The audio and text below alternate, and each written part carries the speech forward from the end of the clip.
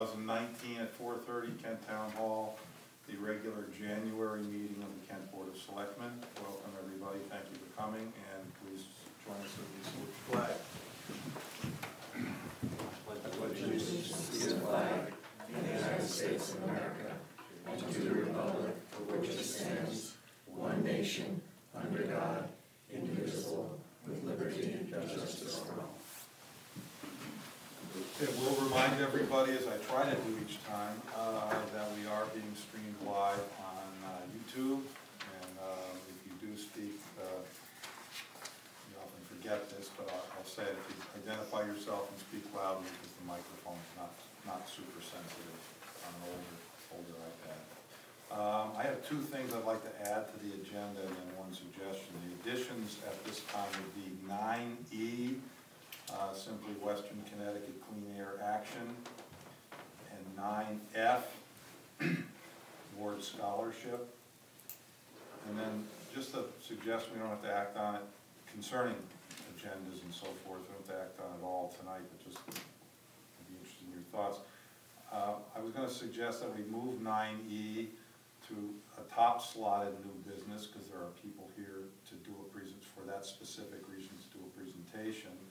And that we do the same thing with Streetscape, move that up because there are people here to do a presentation. Then I got to thinking, wondering whether it might make sense for future agendas, and maybe tonight, to put a subcategory under public communication called presentations. I mean, it is oral communication, oral, written, and presentations. And then people who are coming to do it specifically to do a presentation don't have to sit through the entire meeting if they so wish. That would be my only reason for doing it. Is there any, Darlene, is there any reason to think of in terms of agendas? There's no reason. I guess I would probably suggest that if the presentation is identified to topic, because oral and written doesn't. Yeah, no, it would have to be identified. And Or it would be A, B, and then C presentations with the names of the presentations. Yeah. Do you think that would be? Jared, check your ordinance. I don't know. I mean, my ordinance. Oh, there isn't one. Okay. Because mine specifically states what my agendas have to be no, like. No, there's not. Okay. It is. Yeah. So I don't know what your thoughts are about anything that I just. Other than the addition, I need a motion. I make that a motion to add 9E and F, first of all. Get a second to that. Second. Discussion? All in favor? All right, so we add those two, 9E and F. We can also add G, 9G, which is the Kent Volunteer Fire Department Finance Subcommittee. Give a report. So. Well, yeah. Okay. So I don't know, what do we want to move those further up, or move them into a section called? Just make a motion on it. I second this motion for 9G. Oh, for 9, I'm sorry, yes, for 9G. All those in favor? All right, okay, so we've got a G as well.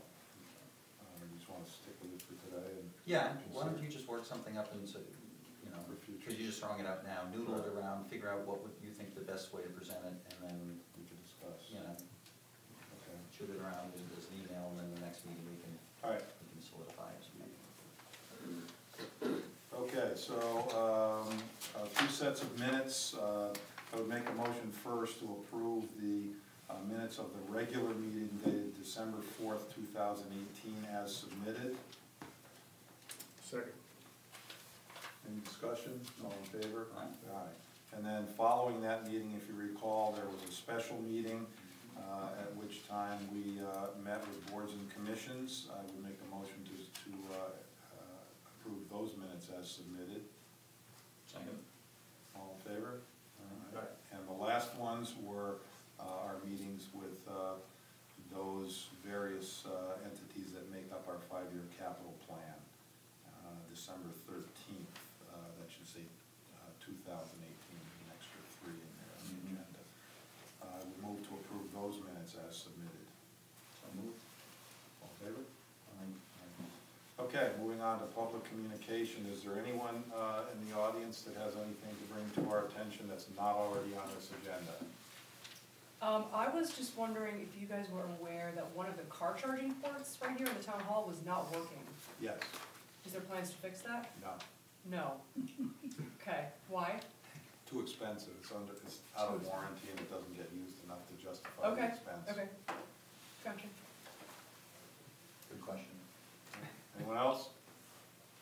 John? Sean Gilson, Kent, Connecticut Road. I wanted to propose that the town and the residents of Connecticut Road work together to develop a planting plan for the work was done on the road. Now's probably, we have enough time to gather sources and things like that for plants. I know some of the residents have access to less than retail for plants and things like that. So I wanted to Yeah, it see. sounds like a good idea. I don't know what the plan is at this point. Well, I just wanted to see if you guys were amenable to something like Oh, that, sure. then, you know, we can work with you or Rick or whoever to replace what was there and maybe make it so it looks a little bit. Well, and it is, you know, those piles don't look very nice, I would readily agree. Was he up there working in this cold weather? The contractor was to spread those piles yet? No, No. I'm quite used to them at this point, but, Well, they're going. but I, you know, I don't Yeah, expect no. any work to, you know, I don't expect any work to be done until, No. you know, the spring, but I figured now's a pretty good time to kind of bring that to, you know, as an Yeah. idea, so, if you think it's a good idea, I mean, I can put together some of the folks on Canico, and, you know, I have a biologist that works on my property that can make recommendations and things like that.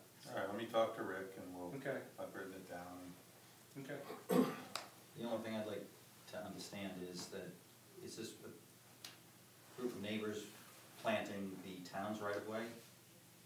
Well, Because the town's right of way only goes a certain amount, and then their neighbors' I properties. think you're talking more, Well- just getting together and coordinating a plan that would be Coordinating, done yeah. under the project. yeah, under, the I mean, you know, because Not there's some. planted by anybody other Yeah, than I the mean, you know, town's there's a question, contractors. obviously, the town has an easement on certain portions of my land, so that's sort of is that a gray area where it's your responsibility, it's my responsibility? I think probably, you know, I'm not asking for much, except just, I would like to look like the Gardens of Babylon after it's done. So, That's in the contract. that's all I needed to know. Okay. Thank you. Thank you. Anyone else that's not already on the agenda? Okay, written communication, we have a few usuals. Leslie Ferris, who's recuperating as we speak up from some surgery, she's doing well, submitted her usual senior activity report. Donna Hayes has her always comprehensive staff report. Donna, anything you want to? Yeah, underneath the legal issues, I had said that I was waiting to speak to the attorney from the Office of Health Strategy, and I did speak to her. She said basically, the Deputy Commissioner of Public Health has 90 days from December 7th to make their decision on the Birch Hill application. So we're not looking at anything until probably sometime in March. And I went down and spoke to Donna the other day because I had been approached by two people in town that had heard that it had been rejected. And I was still of the belief that it was still under a issue. Donna notes here, recommendation to deny, and Donna assured me that that was the case. Yeah, they've not made any decisions. So, and if the Department of Public Health decides to reverse or not sign off, it could be longer than 90 days. Okay. Thank you. Anything else? Nope, that's it. Thank you very much. And the third one is just a link to a document concerning water quality and the effects that product that's spread on not just the town but state roads as well. Comes from Matt Starr, who has expressed concern about that before. And he just provides a link for entitled Fresh Water is Getting Saltier, Threatening People and Wildlife is the title of the link. So check it out and maybe a topic of further discussion down the road. A document is also attached to the packet, and the Conservation Commission has also expressed some interest in discussing that topic as well. Anything else? I have none. Okay. Moving on, my report is pretty limited this month because of the holidays in December. There are a few extra copies here if anybody would like one, and you guys each have a copy of this to use. Barbara, I'm sorry, do either of you have anything you want to report on? No. Okay. The treasurer is available in her office if there are any questions, but she didn't feel the need to be here. She has submitted her report. It's front and back. Pretty complete.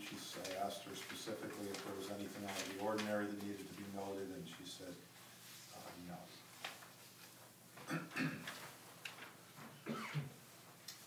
As far as I know, there are no tax refunds. I think I saw Debbie leaving, so I guess there are none. Any employees here that have reports on workshops? I don't think there are any this month. Good, moving right along here. Okay, we have a town meeting coming up on January 17th. Attached is the agenda for that meeting. We need to approve that. The usual at this particular meeting.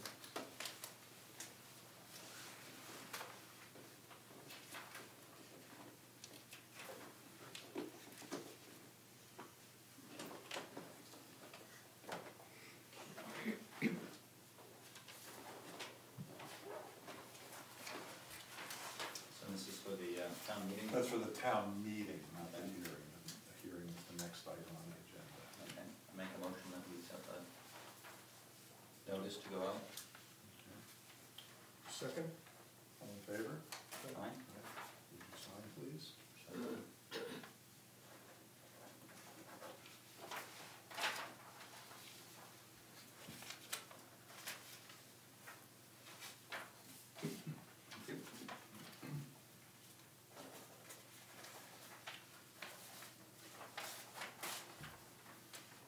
Okay, the next item is the same thing, but concerning the agenda for the public hearing, which is to immediately follow the town meeting. So moved. A second. Is that you? Oh, that is not me. Oh, good catch, Jeff.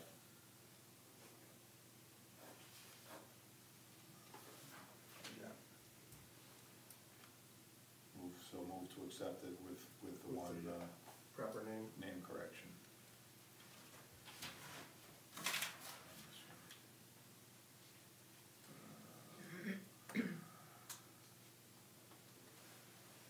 Any discussion? All in favor? Aye. Okay, sign that one as well. How do you spell Van Valkenburg?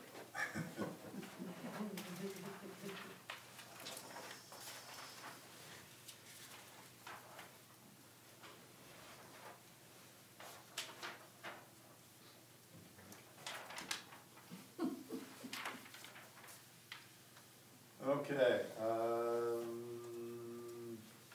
2019-20 budget, I sent you a letter that was, we were hopeful to have it accompany the packets to go out to department heads, and it could not because the packets had to go out, so it will be given to the department heads once it is approved, as well as a proposed schedule, which I worked on with the treasurer to make sure that it could work. And so it's basically last year's schedule with some modifications just for dates.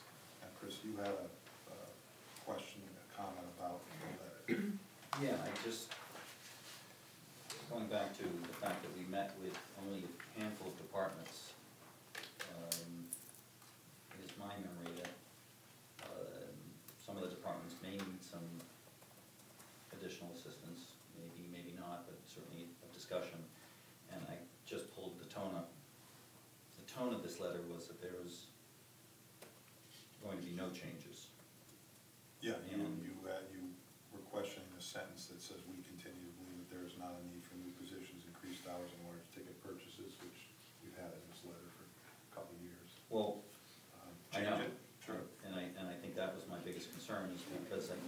we're sending this to the departments, and we've actually talked to them and sat down with them and gone over, possibly, nothing's guaranteed, but possibly, some modification, changes, additions, or whatever it be. I think that's what we should be telling them. Do you have I agree, do you have a proposed change? Or? No, Okay. just jumped out at me.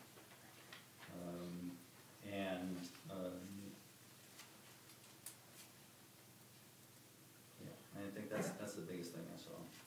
Jeff, your response, if I recall, was you were okay with the letter.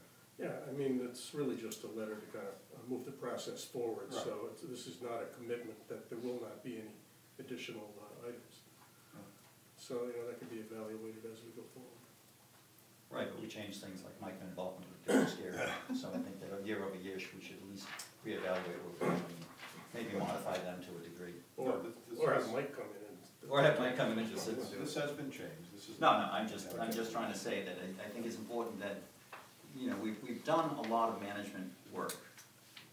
And I don't know, we haven't certainly finished it, but we've done a lot, and I think that to continue in that spirit, that's all I'm saying. Do you think it could be something as simple as just an addition to that sentence, but? Well, do you truly believe that, do you continue to believe that there is not a need for a new position, increased hours, or large ticket purchases?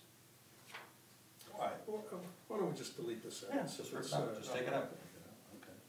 Sorry, no Because problem. I think that, I'm not under that belief, if you will, right now. Okay, but again, this is just to Yep, move just the to get it process up. forward, so Okay. delete it and your concern will be alleviated. Can I ask you both before you leave today to come and sign a Yep. modified version of Sure. this letter, so we'll get it out tomorrow? Okay. And then the schedule is pretty much the way it's been the last 3-4 years, which is for the dates Oh, the schedule. updated, We'll do that. the budget is. Yep, pretty much this. And Jeff, you were gonna be away? That's probably not till June now, so. Oh, June, okay, so it's not an This issue. looks good, subject to, my normal Of course, unavailability. yeah. Okay, so the packets have gone out to departments, they are due back to the treasurer by the 18th, and we should be ready to go by the beginning of February. Keeping that calendar as clear as you can. And just with respect to the departments, are we gonna, and we can talk about management review if we want at that time. That's for the, yeah. Okay, Yeah. well, let's table it till then. Okay. All right. Okay, an interesting one here, public document disclaimer. At our last meeting, we discussed a letter that was sent by a fairly lengthy email that was sent by a resident of Chemical Road, for the most part critical of the project, in a nice way, critical. And there also was a letter sent at the same time by another resident of Chemical Road that was more complimentary of what had been done so far. A newspaper article ensued, and the resident who sent the second letter was quite upset by the fact that she didn't have any idea that this could be used. So checked with town attorney, who sent out his feelings about should we develop some sort of a policy which makes people aware of the fact that once it is sent to the town, it does become, by FOI law, public information. And initially, the town attorney had not so keen on that idea, but he was a little bit confused, might not be the right word, but a little bit confused about were we going to be the ones to tell people what was and what was not public information. And no, that's not my intent whatsoever. So once he realized that, he has, and I think you've got it, yes, down towards the bottom of what you've got, the last paragraph, in italics, it says, all correspondence, communications, texts, emails, and the like sent to the town, its officials and/or employees, or its agencies, are considered public records under the terms of the Freedom of Information Act unless exempted by law. He has said that he's okay with us using that if we so desire, just to let people know, not to stop them from sending things, but to let them know that it could become public information. So you're proposing that this be on your newsletter? I would put, yeah, I would put it out via newsletter, let people know, and maybe put it out, if I send someone an email, that if you respond, it becomes public. Well, you can just put it down as a. Yeah, as part of the, part of the letterhead. He does say, though, I strongly, however, it's in red, however, I strongly recommend against, in capital letters, any town official giving advice to a sender that their proposed communique is exempt, because there are some things that are exempt from FOI. That's his only concern. I certainly wouldn't do that, because. I mean, how would we even know? So I think everyone has to assume that whatever communication undertakes, assume it's public. Questions, comments? I have a question. Okay, I mean, because everything I do, my communication with my clients is confidential. right. If that's sort of generically out there, and it's not identified that social services or the work of a social worker Good point. should be exempt. They probably then are exempt. I would think so, but I would want that clarified. Okay, I'll make a note of that. Because I know there was a case in Bridgewater a couple of years back where there was town funds given, assessed and then given to individuals Mhm. as a form of grant for them to like pay a bill or something. And there was a big issue with that becoming part of public record and who received those funds.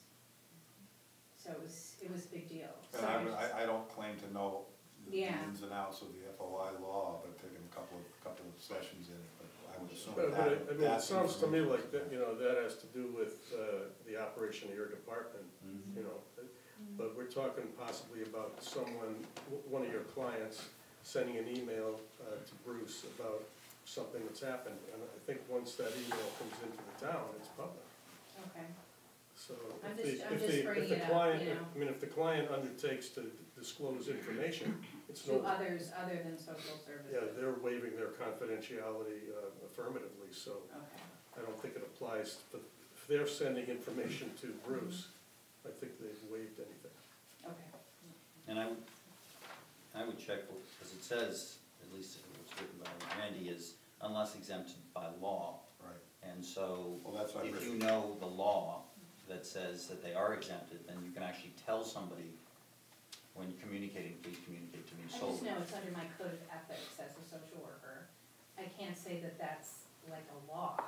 I would imagine they're an so- exempted group, but I think you I need would to check that. imagine, but I don't like personally know that. I will as check factual. on that tomorrow morning. Please, that would be great, thank you. We'll discuss it. Bruce, Yes. Catherine Backrack. If you're putting something into your newsletter and social services communication is exempt, I would strongly recommend that you include that Oh, absolutely. information in the newsletter so that everybody knows and will feel comfortable to continue to communicate with Leah. Well, before you put that in the newsletter, I think you better confirm that it is exempt. No, Exempt. that's what I'm Yeah. saying. Yeah. I mean, this general disclaimer is sort of like anything you send us is public. Right. We've identified an area that's probably exempt, but we're not gonna interpret the law here. So I think maybe we would be best to hold off until our next meeting to make a decision on this, so that we can clarify this kind of thing, and maybe some people listening may think of some others that.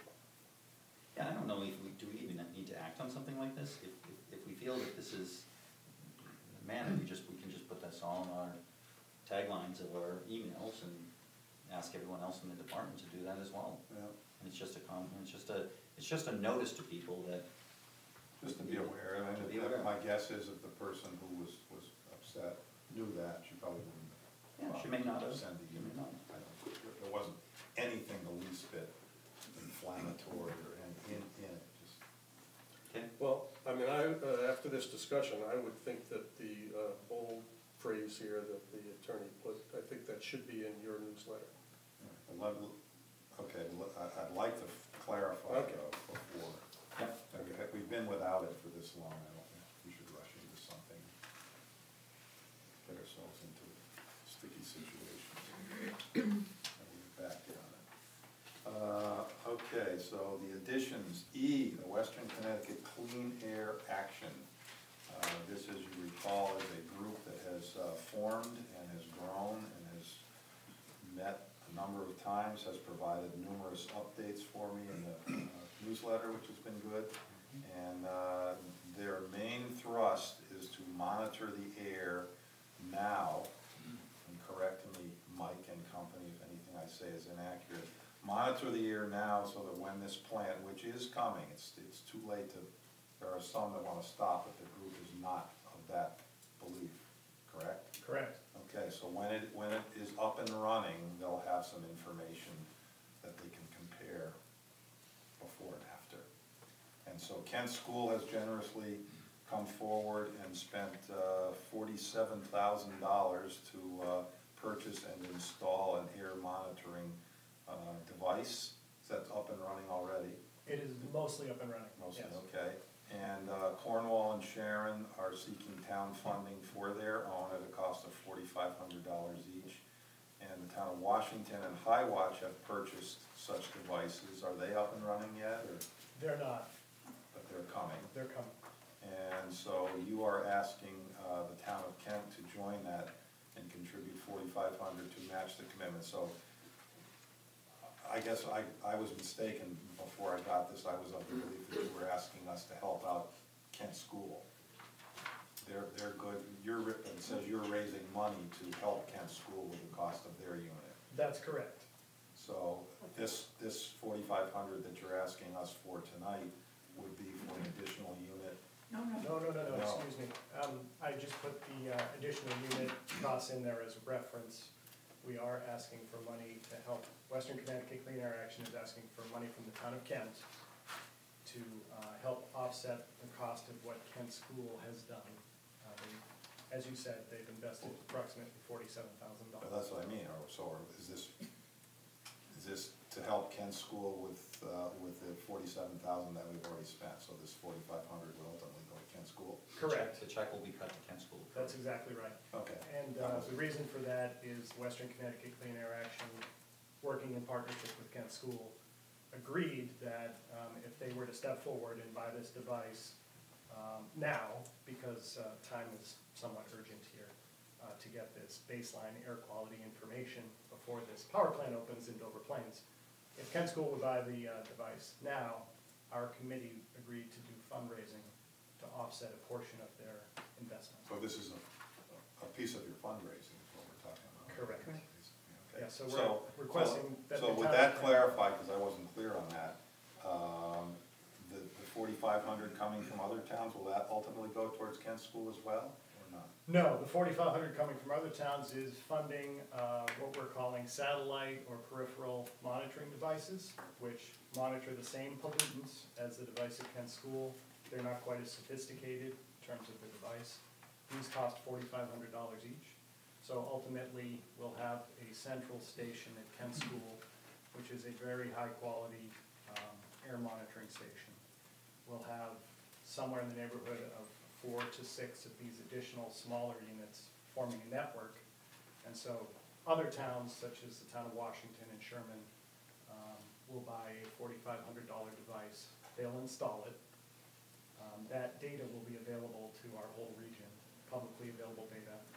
And so we'll have a network of air monitoring stations. We're asking the town of Kent to contribute, not to buy one of these other units, Okay, but to help offset the cost of the larger. understood. And this is the same company that I met with you here at this table? That's correct. Okay, okay.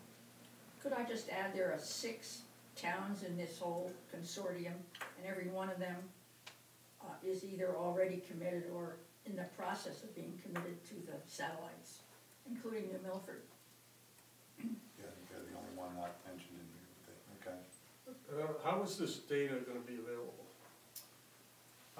This is a work in progress. Kent School has agreed that they're going to develop a website that will be publicly available, that will display the data from the unit at Kent School. It will have meteorological data and air pollution data.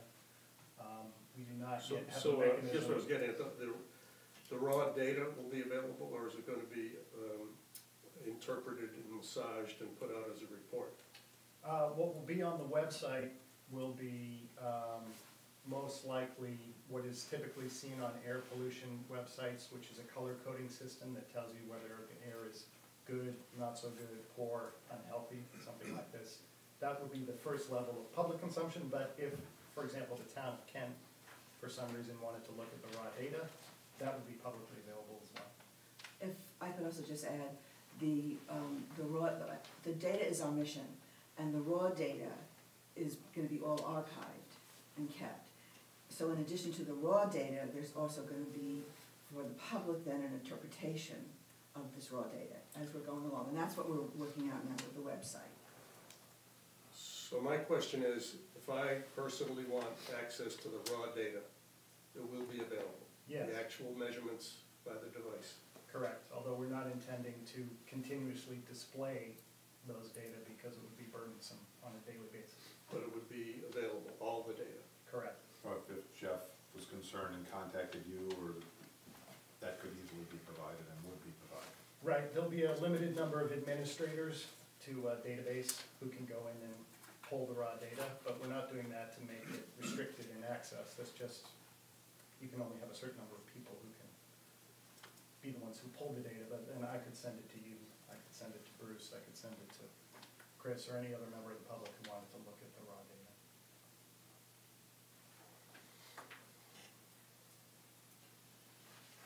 Okay, in anticipation of you being interested in doing this, I've done a little bit of research as to where such money might come, and we are quite limited as towns are.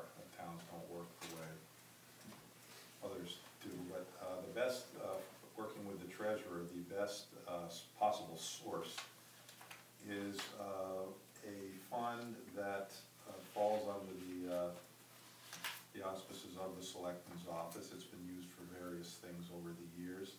It's called it was given erroneously, when I inherited it, it was given the erroneous nickname of the TIP Fund, and I, to this day, don't even know what if anything, those letters still were an acronym for, but Treasurer correctly refers to it as the LoCIP Fund, and this is, it's really not LoCIP money. LoCIP money is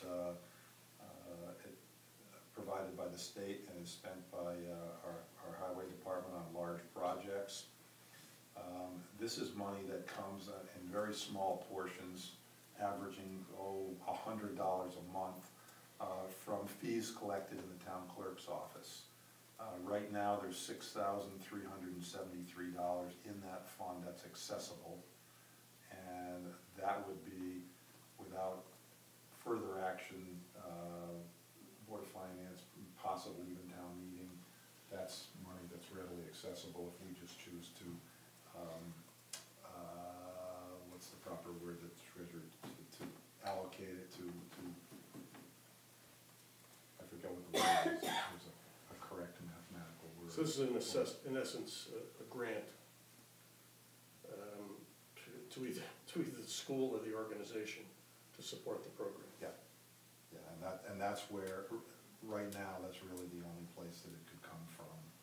There's no $4,500 kicking around in anybody's budget. Is the expectation, Mike, that it would be done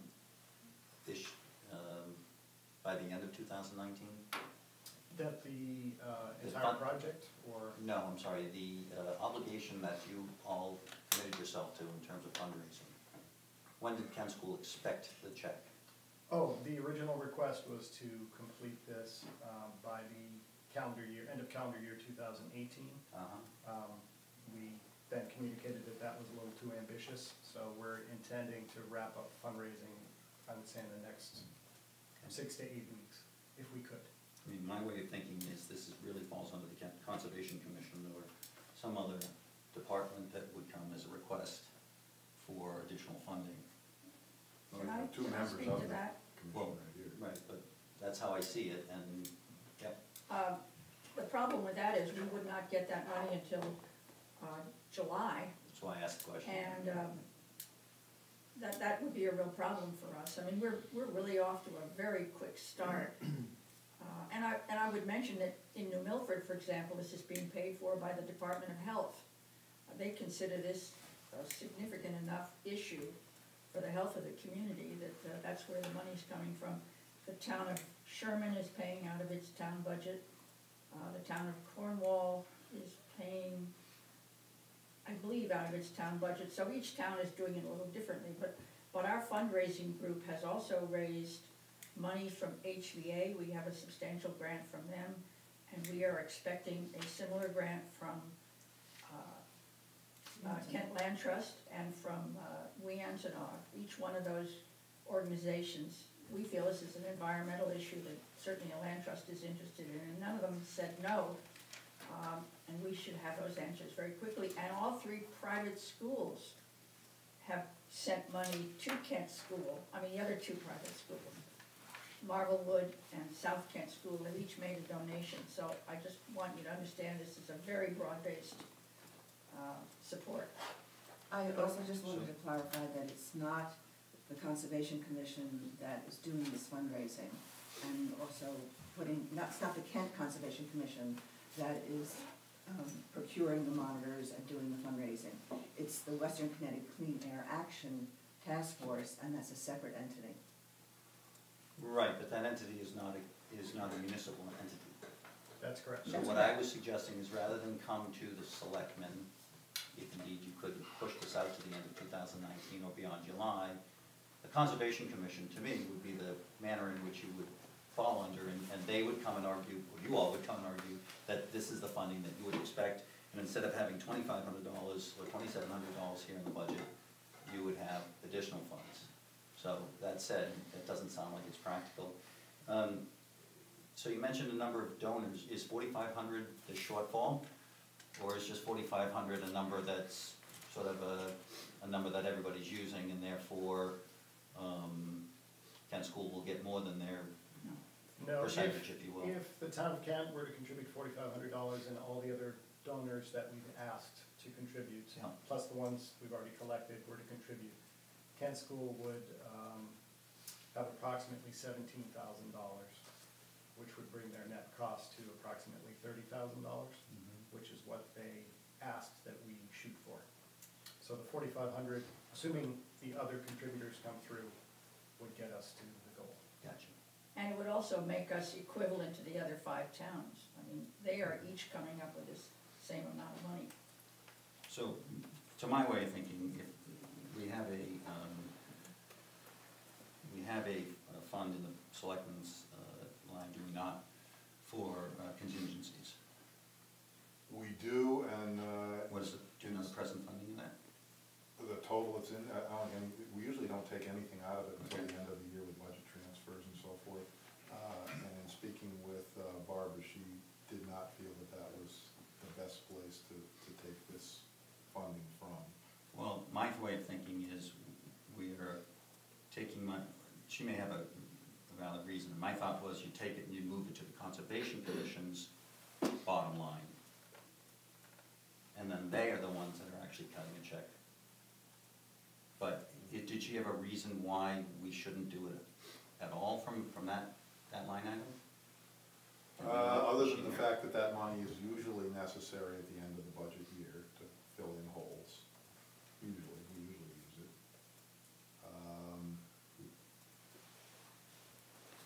No, we can. And I don't remember, it was used last year, was it? I believe so. Can I add one more, not complication exactly, but we do know that in 2 years' time, the Kent Conservation Commission, like all the other towns, will need to put in a small amount for maintenance, and we'd always assumed that to replace sensors that after 2 years are no longer sensitive. We are planning, as in this year's budget request, to put in a small amount in the Conservation Commission budget for future maintenance costs. So, but I don't think our commission is really set up. We've never handled that kind of money. $4,500, we're really not. Well, it's just a line item in the budget. It's not that Well, You have anyway, almost $3,000 right now, so yeah, it's but not, in any case, waiting until July or well, August. that's not what I'm suggesting. Yeah, okay. That's not what I'm suggesting. Isn't this just like the other grants that comes in as a request for conditional funding on a program?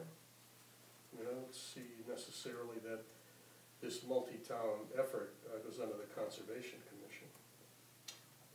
Okay. I mean, that's how it appears to me, unless it comes through the health department. Or, I mean, where, Well, it's an independent group that is formed with a stated purpose, yep, and they're requesting money. yep. My only reaction to that is then every created group comes to us and says they want a grant. And Well, that's That's- what the grants are. And, we review them every year and approve some, raise some, lower some, so it seems to me this is a grant. Let me ask another question about the program. It makes a lot of sense that if this goes forward, that you have it established now as some baseline data. And when's the plan scheduled to go online? We don't know the month, but 2020. Okay, so you'll get several months of baseline data, and then you'll get post-activation data. And is this gonna run continuously? Or are we looking at a 5-year span to see if there's been any impact from that unit? Most likely, we're looking at approximately a 5-year span, which has to do both with having enough data to have something meaningful and the lifetime of the device. So we believe it'll be approximately 5 years, What's the lifetime of the device? 5 to 7 years. The main device, 5 to 7 years. So it could be done using contingency grid. It would result in, but it would go, basically what it would be saying is the Conservation Commission would overexpend their budget and get a budget transfer at the end of the year to fill in the hole that was created because of this. Yeah. And Barbara's of the belief that the Board of Finance might not look upon that particularly favorably. well, when you were out, Jeff brought up. Yeah, I was gonna He say that. also mentioned that she's the treasurer in Cornwall, and there's been no talk of this in Cornwall yet. Bruce, why is this not just a grant from an outside organization that's requesting money from the town to support their stated purpose? Why isn't it just a grant? Yeah, why isn't it just a grant? We're talking about conservation from this organization. To this organization, so in the budget, we have this We have group. grants. And what Oh, Jeff's yeah. pointing out as an alternative to putting it under the conservation, if you Right. wanna know where it's going, wouldn't it just be under a grant, and we could say, okay, we've added them as a grant this year, as Yes. an emergency, if you will, or, Certainly that's easy to do, but then that doesn't become available until July 1st. only if we, yeah. Right. Well, if we have money and funds, and you're suggesting we take it from somewhere, it's still considered, as Jeff was saying, a grant. Yeah. It's as opposed to, see, I look at it as something as, there's a department that would answer this kind of thing. So for as an example, if somebody came in under the auspices of social services looking for a grant, and social services said, yes, this is what we're looking for, or planning and zoning said, this is what we're looking for, we support this group. That's sort of how I arranged it, but it doesn't necessarily have to come. No, we can grant it now from this fund that I referenced earlier. We can place it then Anywhere, yeah. as a grant, but it's not gonna be an ongoing grant. No. It's been granted and done. Okay. Well, I think the first question is, do we support it? That's the question. That's the first question. The second question is, can we afford it, and how do we do it?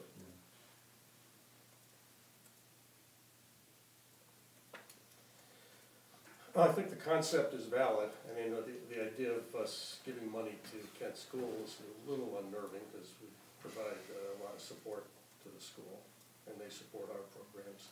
So it's a little bit of, shifting money around, but it's money we don't have currently allocated in our budget, so it has to come from somewhere. Right, nor should we have allocated in the budget. Well,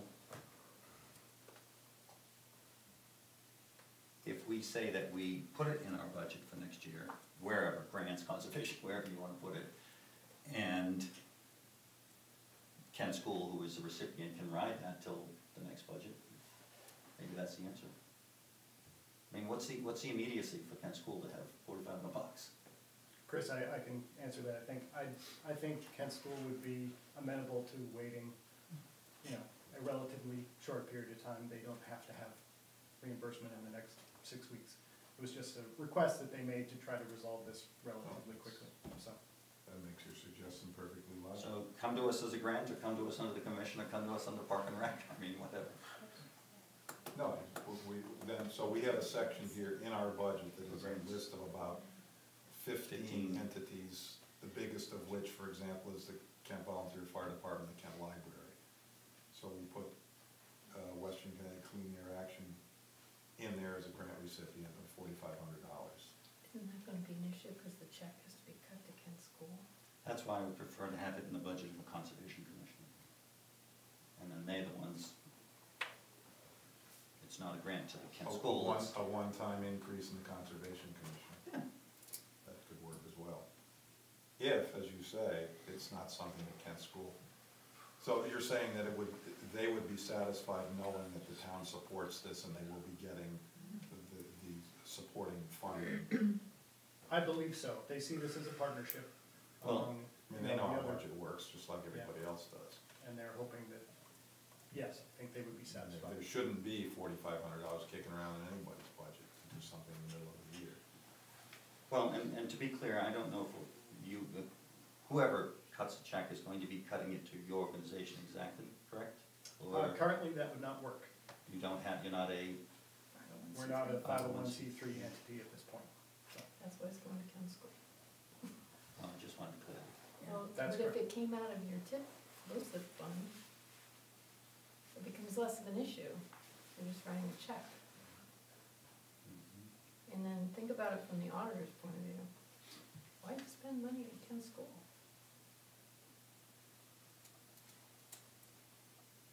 Is it of significance that if it goes to the Kent Conservation Commission, our chairman of WCCAA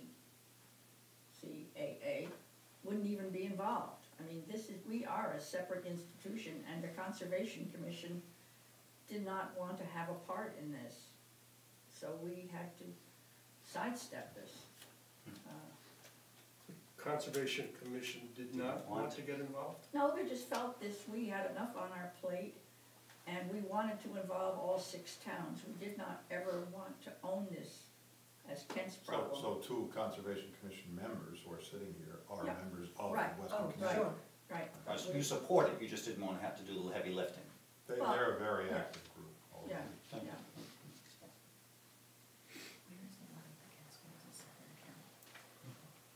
And we did look into a 501c3, and it would be quite expensive for us to do, either as WCAA or anybody. And can take a long time. Yeah.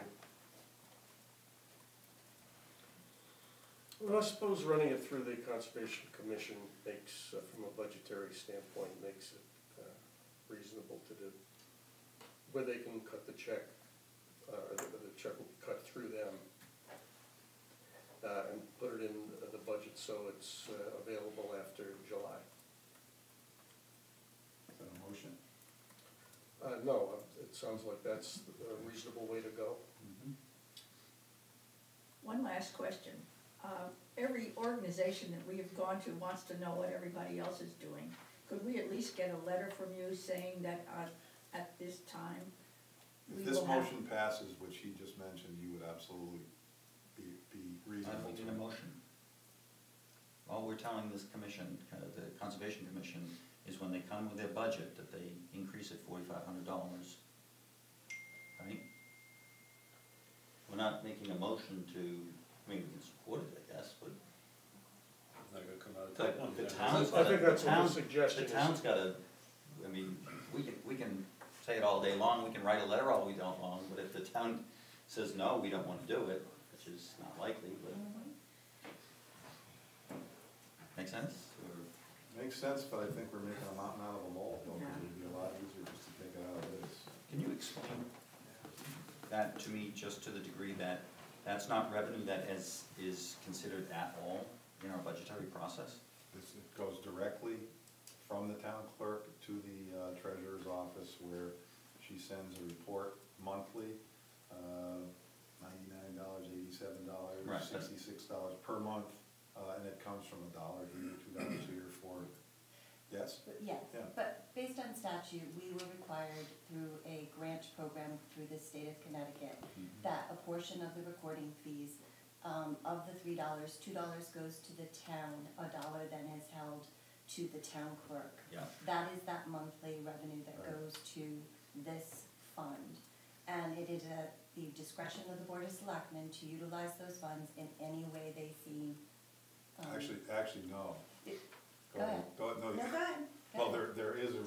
there are restrictions, and I called the woman who heads up that State Department today, because this clean air is nowhere in that list of, and it's a lengthy list. And she said, but it sounds like a really good use, and similar to some of the ones that are in there. So let me Did get you give her back- this paragraph that, any No. correspondences? No, she said, let me check with my superiors and I will get back to you in a couple of days. So it's not even definite that it can be used for this. Right. It sounds like it probably can. My question is, each year, do we, the town, the Board of Finance, look at this as revenue No. at all? No, It's totally outside of it revenue. is outside of revenue. It is in a separate. And what happens to that money at the end of the year if it's not expended? It just, It just, sits. it just continues sits in a to separate grow. pot. This And is- you've used Got it, you bought a, What, something? something I believe for the nutrition site, Okay, I I believe. didn't know where that money was and how it was being accounted for. So it is just sitting, It and the just total sits is and grows. 92? No, the total Oh, is. sorry, Yeah, 63. $6,373.72. Correct. So this would certainly take a big chunk out of that. How long has this Yeah, been it does. accumulating? When was the last expenditure? Well, I don't have the full history of it, but the last expenditure was probably 2 years ago, and that was, I think, paying Hawk Surveyors to do some surveying work. It was $500, something like that. And then before that, it This was. seems like an enormous expenditure out of that fund, based on. Oh, it's the big- Percentage-wise, It'll be yeah. the biggest one, at least since I've been here. So it continues to grow slowly, but grows steadily. I mean, the concept of this monitoring, I think, is important, and the timing is good to get baseline data before the plant goes online. But it seems like we're kind of trying to find some money somewhere to cut them a check. I think it should go into next year's budget in some fashion. I agree. I have a question then. So if the money were to go into the Conservation Commission, then it's still a town check that would be going to the Kent School, where they do have a separate, I mean, they have an area where they're allocating that money, just, so it's being identified there, it's not just going, for anything. But then it's still a town of Kent check going to the Kent School. Correct. And I think if the Conservation Commission can think about that, and your other group think about which is a better way to group, whether it's a grant or whether it's a Conservation Commission, for us, we'd look at it both ways, I'm sure. I'd rather it be a grant, frankly. Well, you guys, I don't think we need to decide tonight, but when budgetary, when the packets are already out, you have your packet, so it's time to think hard whether you're gonna bring it through here or as a grant. And if you'd like to come in and see how that works within the budgetary process, come on in and I'll sit down with you and explain to you both methods. They both work. So are you gonna put it in the tax base then, or is it gonna come out of tip money? That would come out of the tax base. Yeah, so then you're gonna tax for it, instead of just giving the tip money, which is already there.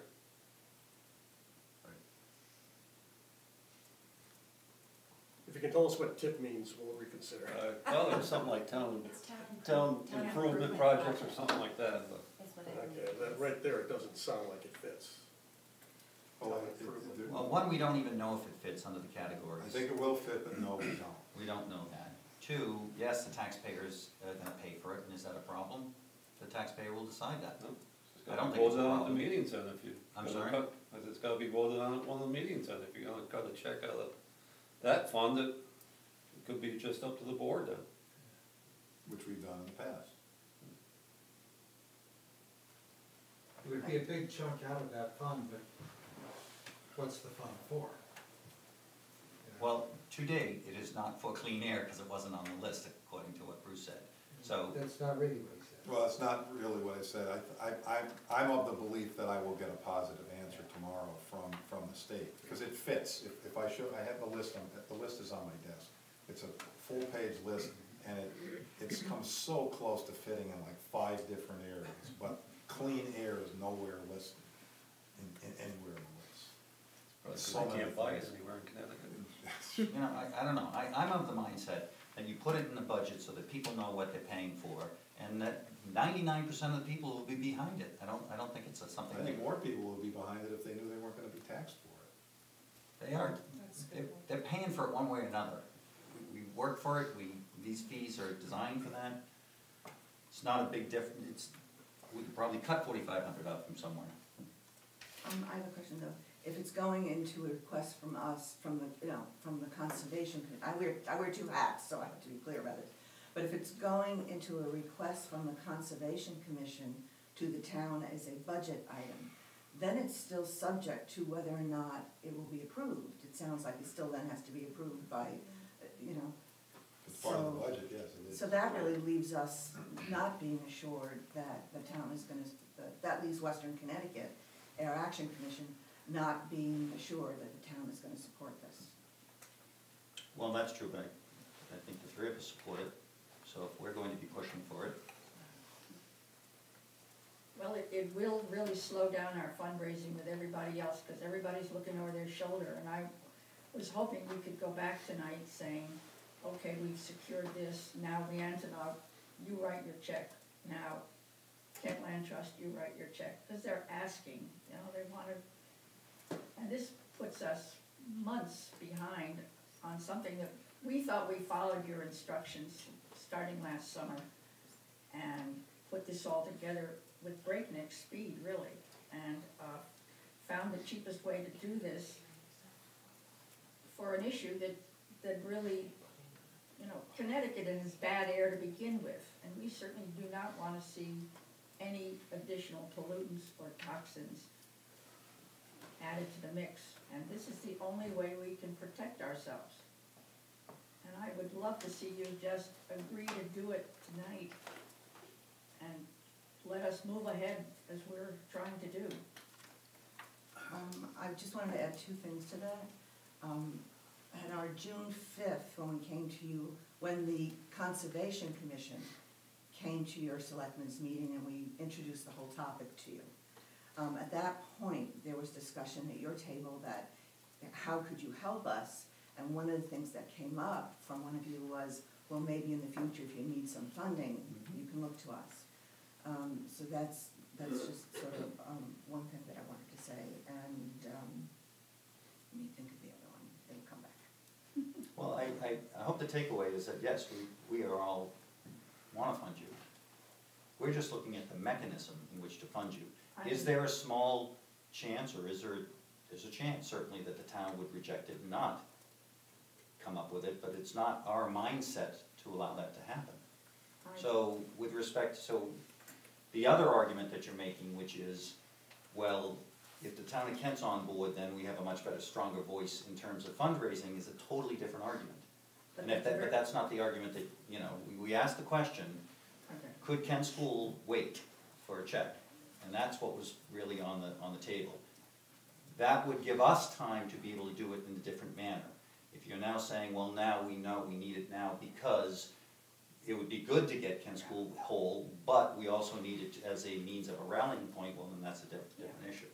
I mean, we've already had Leontinog say, don't get us in 2018, wait till our first meeting in January 2019. Kent Land Trust has said the same thing. If I go back to them now, having said that we've got all these ducks in a row, and we're just waiting for you, who knows how many other postponements we're gonna experience. I remembered my other point, that when we had the meeting, when we invited the Connecticut DEP to come down, and I was happy that both of you attended that event. What our purpose from there was hoping that we could collaborate more with DEP, and clearly the answer was no. So after that, we decided that we just weren't gonna take no for an answer, and we were gonna go ahead and do this. And we just really want you to recognize how far we've come since then as the Clean Air Commission to really get that going, but we need your help.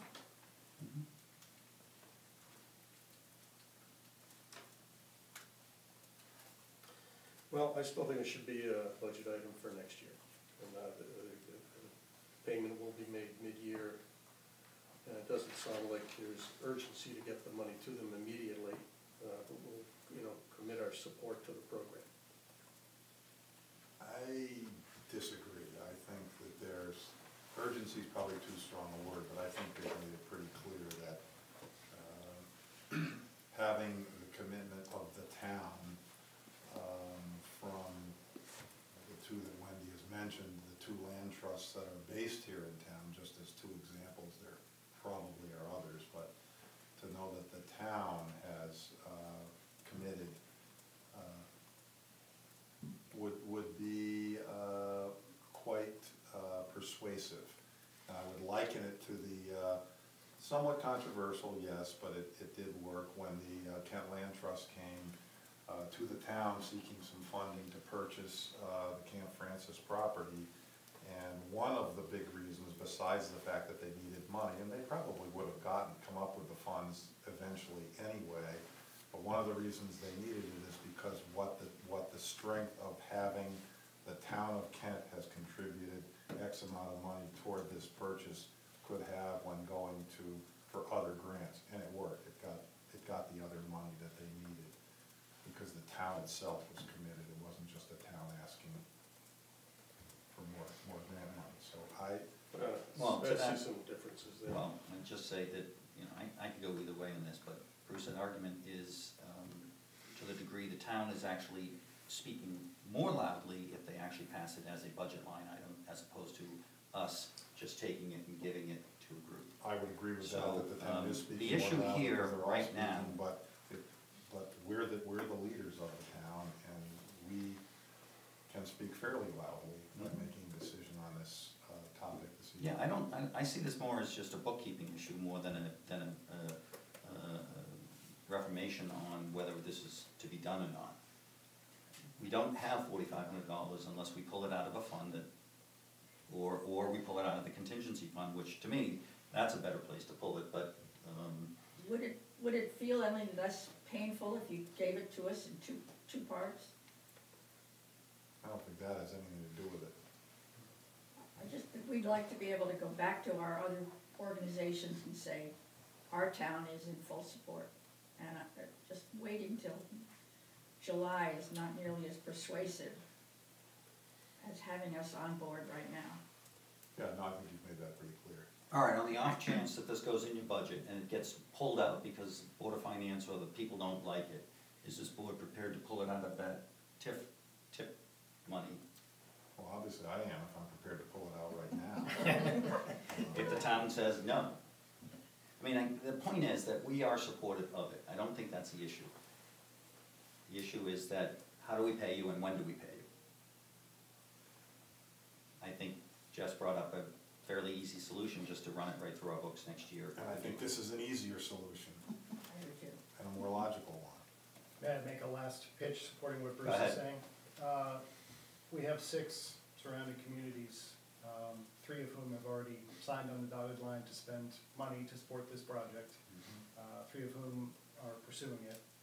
And I think it's also relevant that the town of Kent would be matching what some of our surrounding communities have done now to make sure this project moves forward. So And they have there's paid. urgency with respect to our fundraising to offset some of the cost of Kent School, but I think there's also urgency with respect to the broader picture of the success of this project.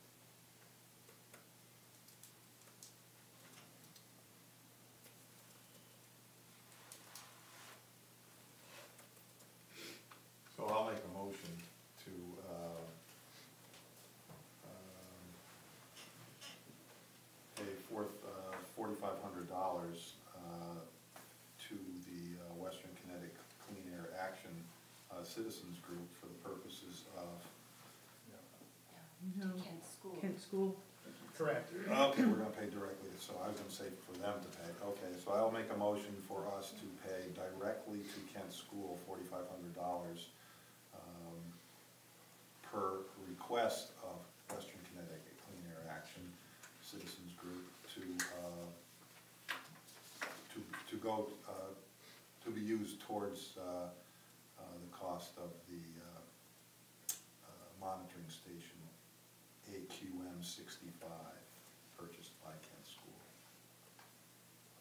Subject to approval. Subject to approval. Subject to verification, that that's a legitimate expense. Oh, sure. Well, I mean, that should be part of the motion.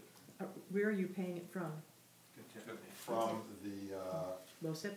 LoCIP, Board of Selectmen LoCIP fund.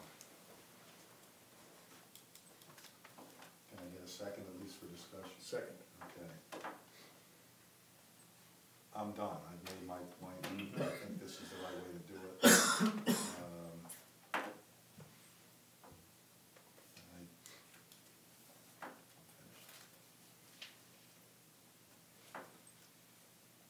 Any further discussion? Nope. All those in favor? Aye. Opposed? Okay, motion passes. Thank you. Thank you very much. Thank you, Thank you everybody. so much. Thank you. Big load off our shoulders, I'll tell you. Okay, moving onward, we have 9F, which was an addition. Just to bring you up, both up to speed, not sure how well versed you are. There was a sum of money that was set aside back in 1974 by the Ward family in the name of Alec, Peggy, and Bob Ward, in appreciation and gratitude for the goodness of the town of Kent. Since that time, it's been given out to graduates of Kent Center School on a yearly basis at $200 per year to students who will be attending a private school after Kent Center School. Any private school doesn't have to be Kent School, even though the wards were associated with Kent School. That has been done yearly. I had the pleasure of awarding it a number of years because it's supposed to be awarded by the first selectman. But a few years ago, some news came forward concerning Bob Ward and his some, we'll call it behavior, I guess, in an employee that he had at a private school a number of years ago. Bob is long deceased. And he did serve a few terms as first selectman in Kent. And so Kent Center School has decided 2 years ago not to continue to give the scholarship. And it has not been given for at least 2 years, maybe 3, but I think 2 years by Kent Center School. So I was approached by the Kent Center School Scholarship Fund, and they asked if we would be interested in turning the money, which remains at $1,939.15 at present, to them to administer going forward. Checked with the treasurer on this. She checked in with the auditor if there was any issues with it, and it didn't have much documentation on the creation of the scholarship, just one paragraph. And the auditor said, no problem, not even close to being material, so there's no risk to future liability of any substance. Number 2, the 501c3 is an established NFP for the appropriate purpose with an independent board, therefore the funds will be used for the intended purpose, and the cost of administering the fund presently for the town is more than it is worth. That's the opinion of the auditor. So I bring it. Who owns the fund? Is it the town of Kent? The town of Kent owns the fund. It's within our, it's a trust, endowment and trust fund within the town. It's a town of Kent special funds. There's a number of small special funds. So I would propose to turn this money over to the Kent Center School Scholarship Fund for its continued use as a scholarship for students. And what if we don't? Then we sit on it. It's not being given out and hasn't been, as I said, been given out for a while. So we don't have to, but Yeah, I mean, reading this material, was there ever any adjudication of wrongdoing, or is it allegations? I believe it was allegations. All I know is what I read in the paper. And it was allegations, and Mr. Ward's no longer alive, so there's no defending oneself.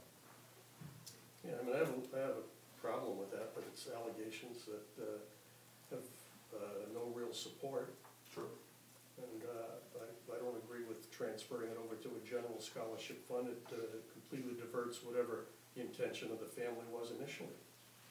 Well, I'm not so sure about that. Scholarship.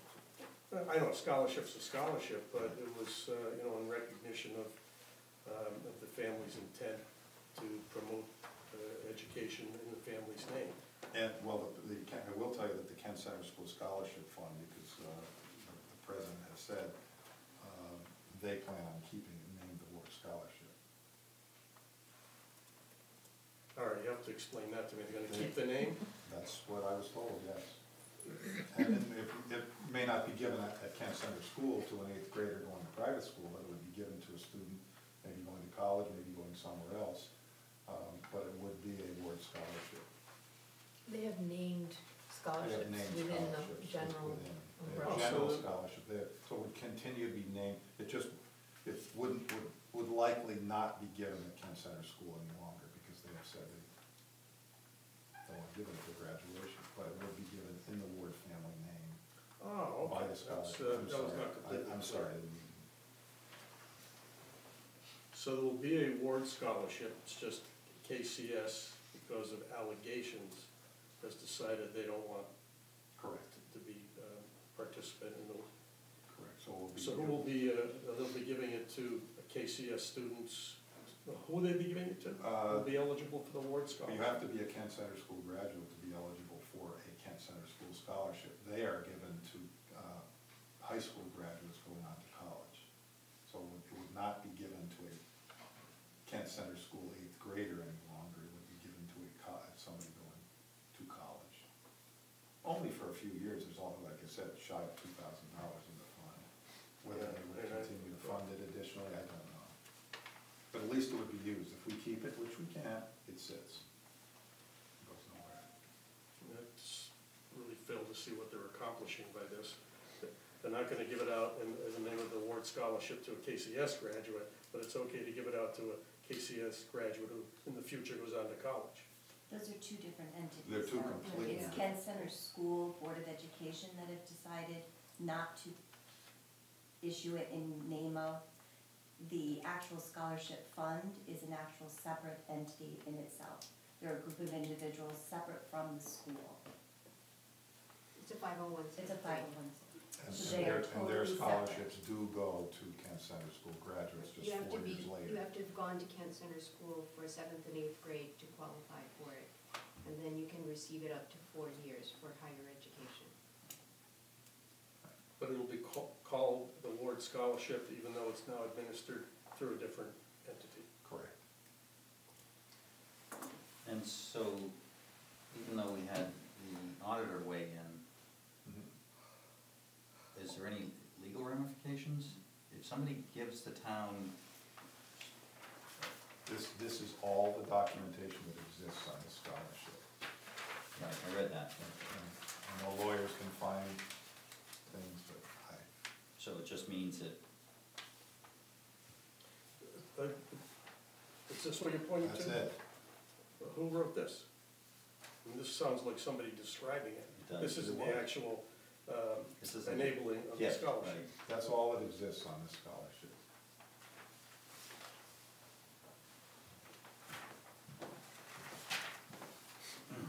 Can the town, Can we divest of it?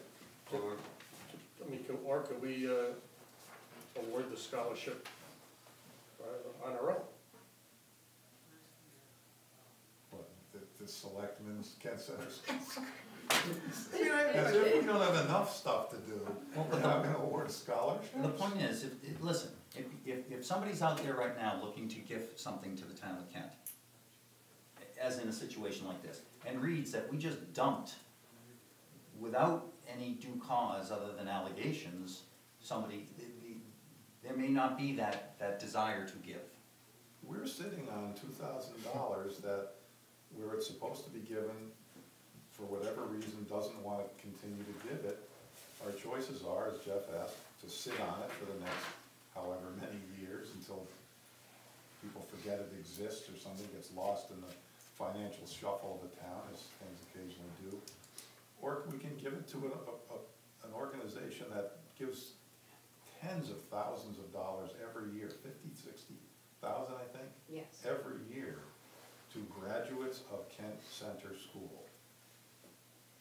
And it's a great organization. It's a wonderful organization. That's not the It's not the question, point. that's not the I know issue, it's you guys not. you're muddying the waters. Fine. The bottom line is, right now it says, the selection committee is the chairman of the Board of Education, the principal of the school, and the first selectman. What you're telling us is that the chairman of the Board of Education has resigned from this committee. The principal of the Kent Center School has resigned from this committee. I'm telling you that I taught at Kent Center School for 1,000,000 years, and I'm telling you that committee has never existed. Regardless, what I'm simply saying is you've asked the question, or they've said they don't want to participate. Of the three people here, or the three groups, 2 out of the Kent Center School that do not want to participate. So the onus is now on the first selectman and 1 other townsman to decide. This scholarship has been decided by a committee of teachers for years. Doesn't sound like the charge. That's what I'm telling you, I was one of them.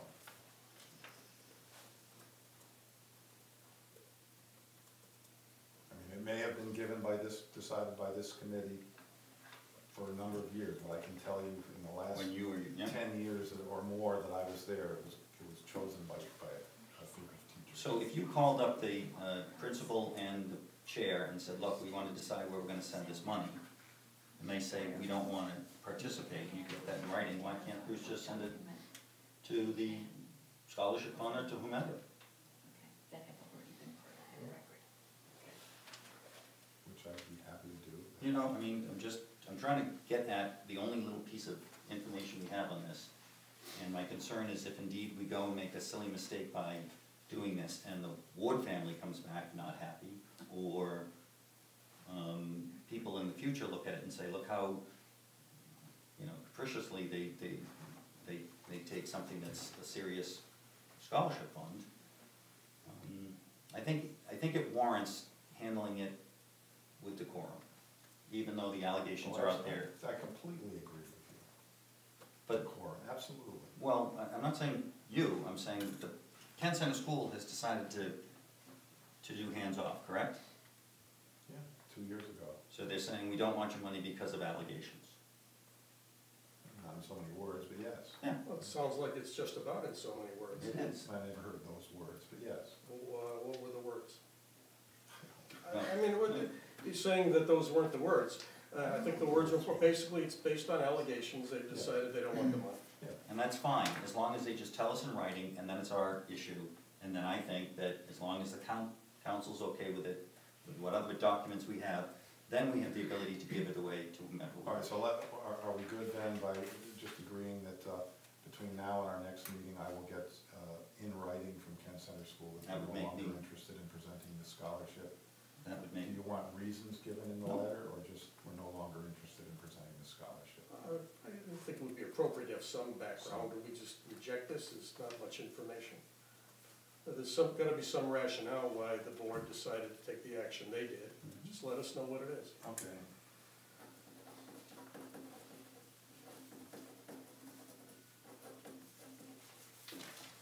Okay, streetscape. The intensity of those notes indicated you weren't happy with that outcome. It just seems more than necessary. Well, what's the principle behind it? I understand. Okay. I understand. Then there should be more understanding. Okay. All right, 9G. 9G. the subcommittee has met a number of times. At this point, we were charged with bringing this back at the first January meeting, a report. We are not prepared for that. And so the subcommittee requests that we have another month before we present it. That's okay with the Jeff, Chris has had some nice positive comments about the whole thing. I was at one meeting, and I think it's very, very workable. Good. I've heard some good things from the department. Good. I mean, everybody's working to the same direction, and So the Board of Finance guys have been great, and, I think we've all worked together pretty well, so. So that's exactly it. So. We probably needed this a long time ago, so let's Well, just keep it there going. was a talk of it a long time ago, and there was resistance, so. Good. Good for you. Okay. Thank you both for serving. Okay, so onward to old business. We have 10A, which is the Streetscape Committee has put together a one-page document, which was just finalized this afternoon, which is why you don't have it in front of you. Thank you. That they would like to distribute to the townspeople ahead of the meeting on the 17th. Are they promoting Mike Montserrat for dentistry? Do you have an extra copy for? Yes. And they've been very conscious of the fact that there was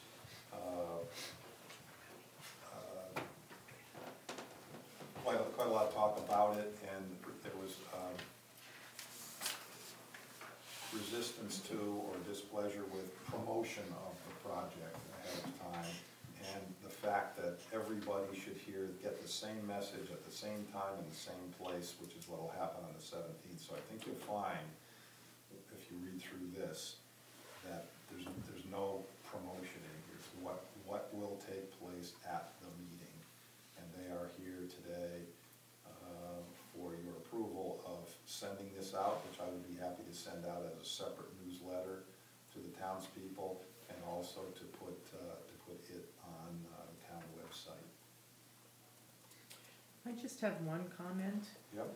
The Planning and Zoning Commission did not formally endorse the project. What was the correct wording there? What they did was they endorsed the presentation of the project to the Board of Selectmen. So they have not formally endorsed the project itself. Okay. So we just changed that language? Yes. Endorse the presentation? Yeah, I mean, that would be fine. Yes, you are, I thought that too, Don, as I read it, and I was just looking for the correct. Where is that? It's number 1, it's the last sentence in paragraph 1. Catherine Backrack, Oh, wait. we, I don't think it's in here. Number 1, What do you have? I think that's a first You draft. might have a first Don, oh, I'm sorry, this is what I had. do a little comparison, and I think you'll be happy. oh, okay. That's what they're talking about. All right.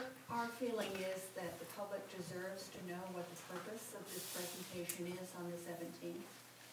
That it is basically an insult to the Board of Selectmen who constituted this committee, to the committee and probably to the public, for us not to provide at least some basic information about what the purpose of the meeting is. And then at the bottom, there's reference to where people can get more information, and our thinking is that one of the documents that has already been presented to the Board of the Selectmen is a matter of public record, can be referenced and accessed by anybody who wants to look at the material before the meeting. But just asking people to come into a meeting with absolutely no preparation, we're feeling is And I can tell you that appropriate. Gary Hawk, who's doing a surveying job out there for the Streetscape Committee, has told me he's been approached by many people wondering what Mackey's doing, why he's doing it, so something needs to be out there. And this, I think. So I have a question. Chris raised the issue of the Streetscape Committee really being a subcommittee of the Board of Selectmen. Now, is it your intention that the Streetscape Committee makes a presentation? The plan is that at the meeting on the 17th, that the Streetscape Committee will make the presentation, and they will make such presentation various members. It won't be one person, it will be various members of the committee. I will just introduce them, start the meeting, and then they will make the presentation, yes. And then there'll be lots of opportunity for questions and hopefully answers. And is it your intention to have one person, two people? Do you guys have have it formulated yet? We do. I think everybody will have a role in making their points known and provide as much information as possible to the people in the audience. So it won't be, Four of them right here. it won't be given just by one person. How long do you anticipate the presentation?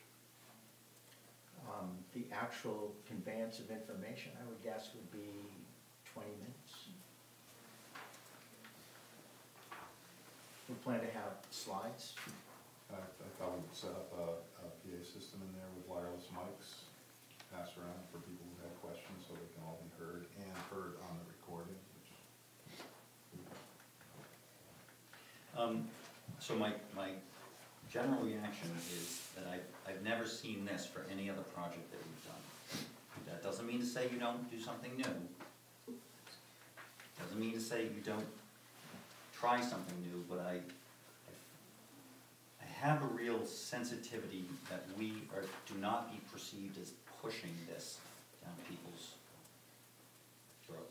That's exactly the way. I think we need to be very careful in making sure that we say, this is a big expenditure. We didn't even do one of these for the firehouse. We didn't even do one of these for the addition to the school.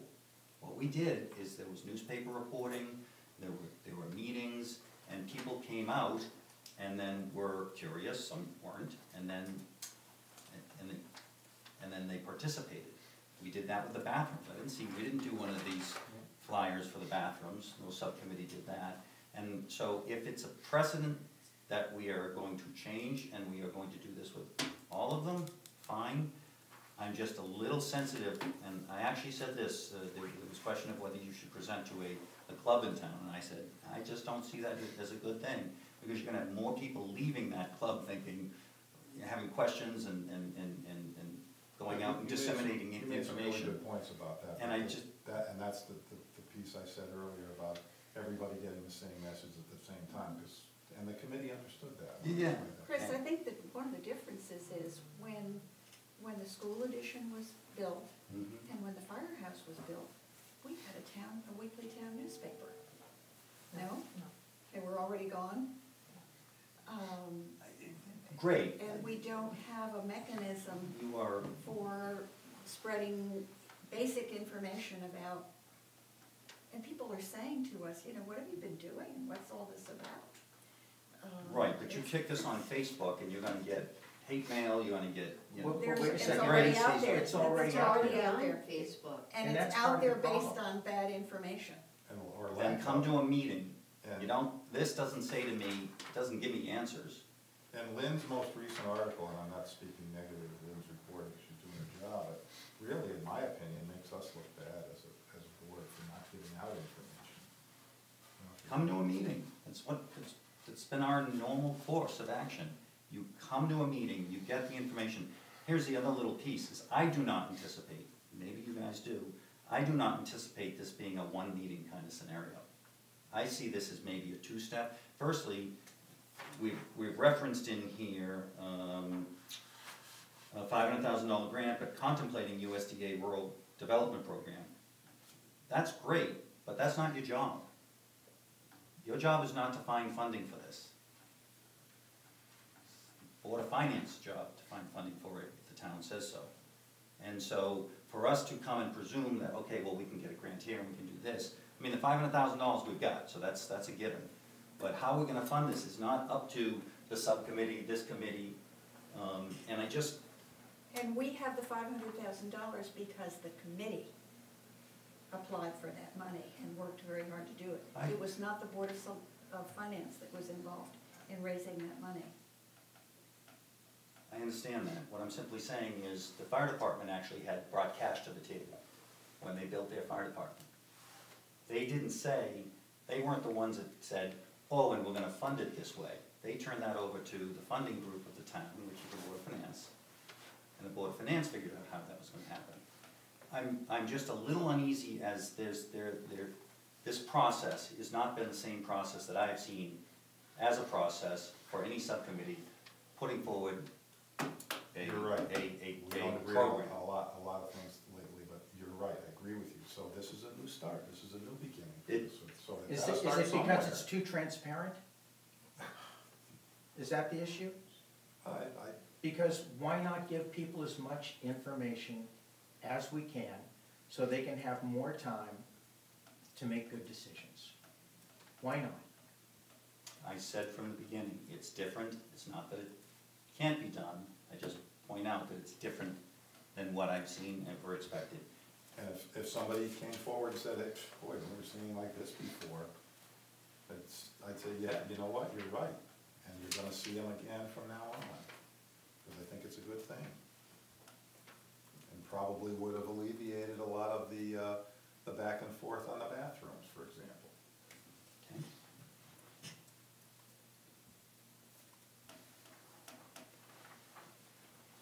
So that the committee comes before this board tonight as a subcommittee of the selectmen, asking for your blessing to put this document out to the public in announcing the meeting. It was in my most recent newsletter, but it was small at the top and small at the bottom. This would be a standalone newsletter that would go out as soon as. I'm okay with it, but, you know, I think the reference to the contemplated USDA program should be deleted. I mean, we haven't, this is the first I've really heard of that. It may have been in some of the discussion, but basically we're talking about, we have a grant and there's different proposals on the cost of the program, and that's what we're presenting to the town. Whether we might or might not get funding from another program, to me, that just puts it more up in the air as to whether it goes forward and on what basis. So I don't see that that should be in this document. If the discussion at the meeting, at the hearing, ends up discussing possible alternative funding programs, you know, certainly that could be discussed, but why should that be thrown in here? You, I'm sure, agree that a major part of the discussion at the meeting is how's this gonna affect my wallet, my taxes, and how are we gonna pay for it? True, absolutely. Probably more than anything else. So there should be a member from the Board of Jeff, would you Finance. be more comfortable with that if it said possible loans and or grants? Because it may be, will be a loan. What is the reason for putting that out? What's the reason for having that in there? That we have received reasonable assurance that we'll be able to fund the project. So then, that's all you say. I mean, it's not even that deep. But don't you think someone in a meeting that's gonna last an hour, our presentation of 15 or 20, and then the balance of question and answer, don't you think that will come up? And what has the Board of Finance said? Have you talked to them at all? We presented to the Board of Finance. Have they talked to you, if this passes, have they said these are the 3 or 4 things we could do? Because I think all I know is, again, going back to when we did the firehouse, back to when we did the addition of the school, the Board of Finance was there with answers as to what they potentially could do. And so I think I think we're splitting hairs. I just don't get it. So who's applying for the USDA loan? The town of Kent. Through the Board of Finance? I don't know. I don't know if it's the Board of Finance. When we funded the Maple Street Extension Sewer Project, we got the grant. But you're not. We went out and got the grant. Sewer Commission. The Sewer Commission went out and got the grant. And how the Board of Finance, I mean, I remember going to the Board of Finance and actually negotiating with them to come up with a financial arrangement that put the town in a very good position to the extent that they got almost all the fees associated with Maple Street Extension. That was something that we proposed, and Board of Finance thought that was a good idea. As far as other meetings and working with USDA, Bruce and I did.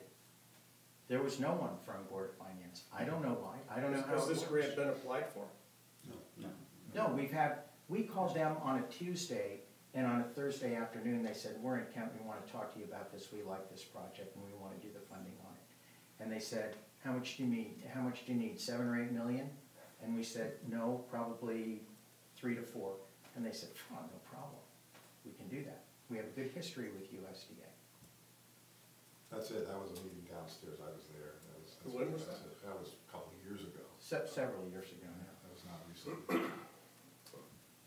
And now they're shut down. The question of funding will be, of course, be a big one.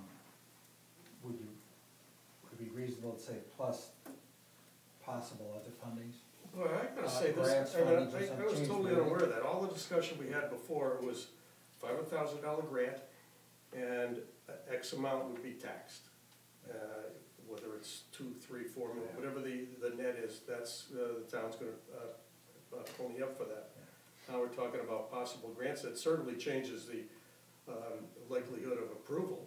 But we aren't saying grants in that, we're saying funding from USDA. Right, but here's the simple answer. You start saying USDA and their interest rates, and we can't produce that. We have not told people honestly how we're gonna do this. If, you know, it's not our job to tell them, it's our job to say that you can look at the package and you can say, if you break it up, this is what's gonna be the burden for everybody, roughly speaking, which according to your calculations is not considerable, but that's for others to decide.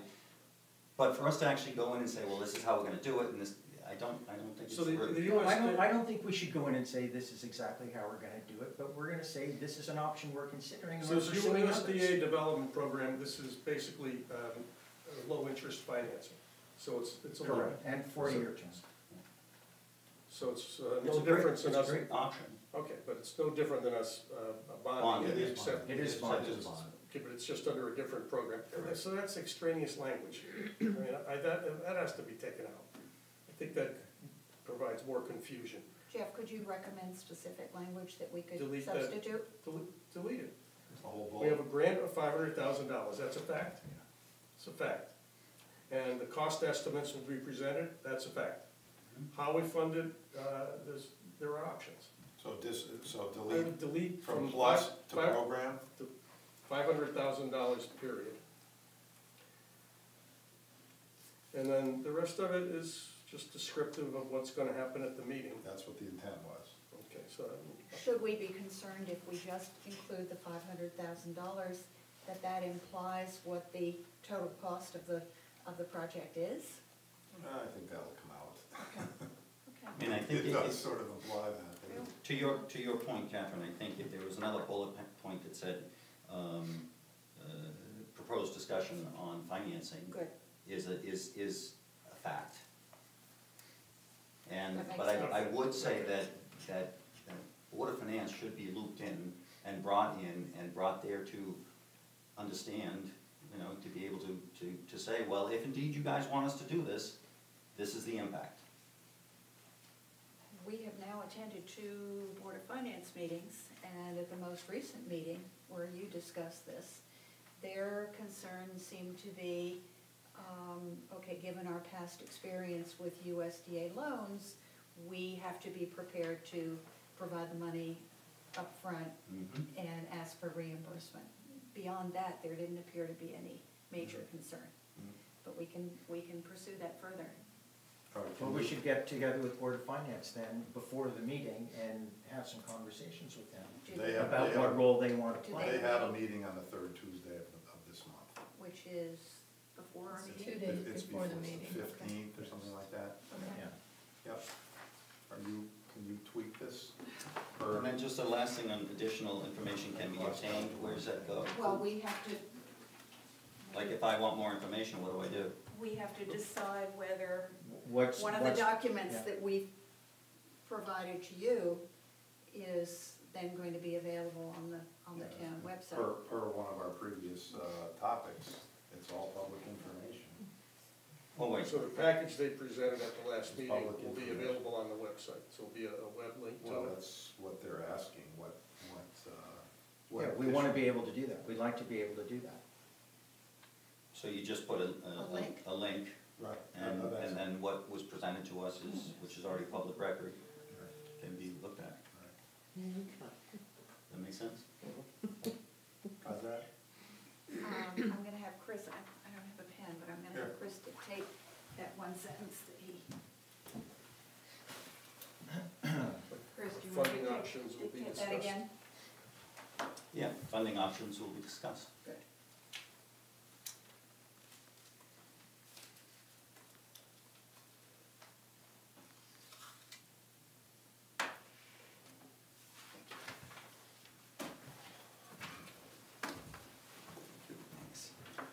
Okay.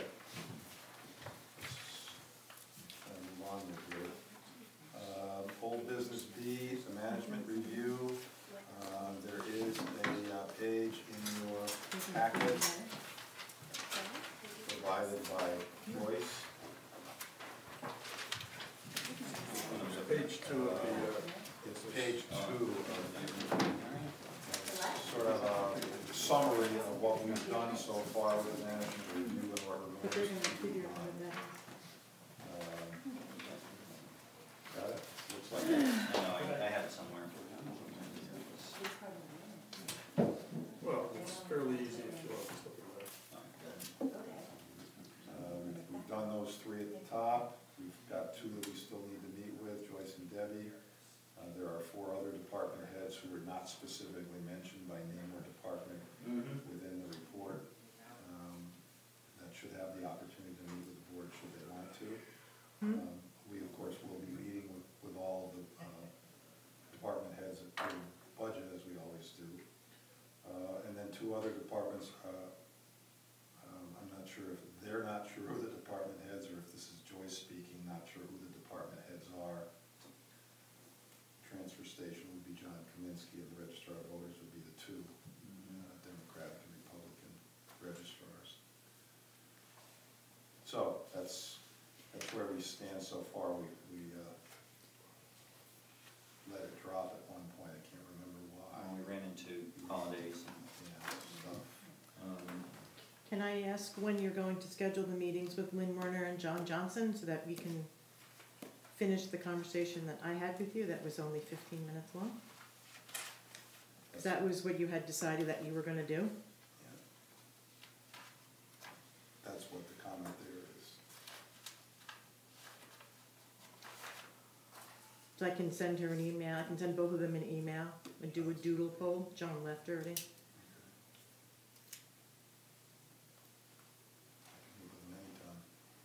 I would imagine sometime late afternoon, early evening. All right, so I'll do a doodle poll and include all of you. Okay, I'll do that Sure. tomorrow.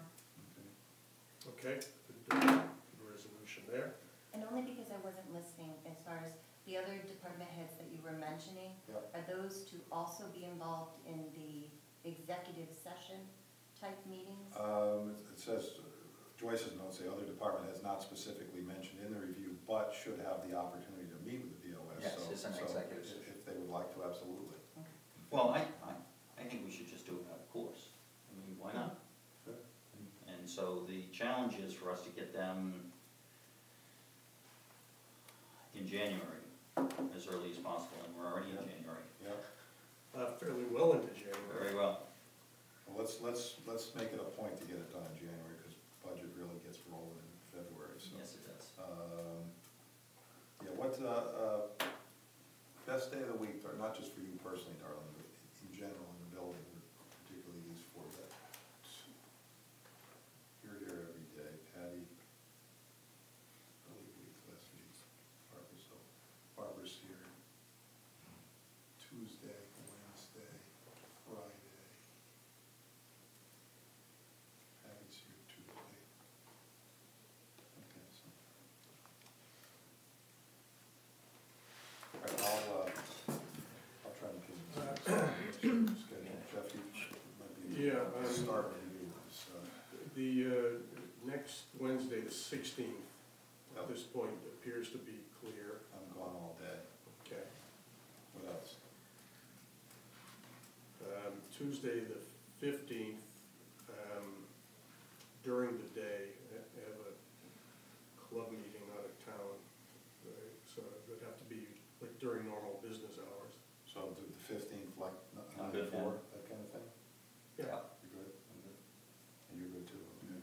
1:15, good. How many did we do So the high. first time? We did 2 or 3? We can do all of them in one. And that's the 15th, that's a Tuesday, so Barbara gets here Tuesday afternoon. So if we start, start around 11 or something like that. By the time Barbara gets here, we'll hopefully be through the other 3. Okay, that's the 15th, 15th, starting at 3, what time, 11 o'clock? I'm gonna say 11 o'clock. Tuesday the 15th, 11 o'clock, done. I'll get the word out to those 4 people tomorrow. So who were the 4 people? Darlene, Patty, Leslie, and Barbara. No, there's 1, 2, 3, 4, 5, 6. And then there's also Joyce and Debbie, Yeah, who there's got, 6. who got left off last time. I forgot them, so looking at the other 4. So you're gonna put 6 in there from 11 o'clock? I think that's, It's doable. I mean, we'll do what we can if we have to, suspend one of the discussions and have a further discussion. well, some of these may not be in, right? All of them in on Tuesdays? All of these people here are in on Tuesdays, yes. No, I didn't think so. I think Patty's in the afternoon, not, Tuesdays. not Tuesdays usually. I mean, again, She's usually I'm pretty not gonna speak for accommodating. her schedule, so. All right, so I'll talk to her then. All right, I'll get on it tomorrow. Is there a department head for the registrar of voters? I mean, it seems to be 2 It's equal. the 2 registrars. I think Karen Chase has sort of asserted department head status based Sort on of, I guess, seniority. maybe seniority, yeah. You've heard that, huh? And so, do you think we should just meet with the other 2 as well? Let's do the other 2 separately. Okay.